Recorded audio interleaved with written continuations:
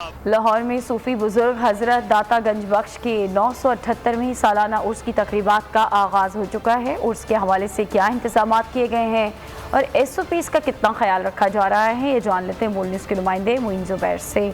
मुइन, आगाह कीजिएगा।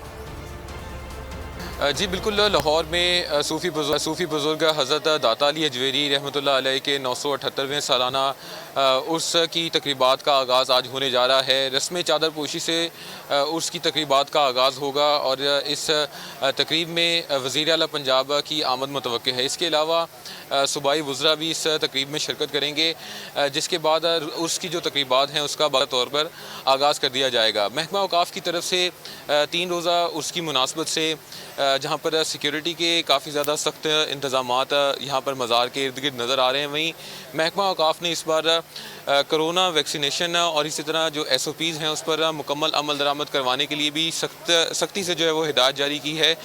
दरबार शरीफ में इस वक्त ज़ायरीन की आमद का सिलसिला शुरू हो चुका है और दूर दराज इलाकों से लोग यहाँ पर शिरकत के लिए पहुँच रहे हैं और 3 रोज़ा तकरीबात का आगाज़ अब से कुछ ही देर बाद होने जा रहा है। और बहुत शुक्रिया आपका। सब्सक्राइब करें और बेल दबाएं ताकि कोई खबर रह न जाए।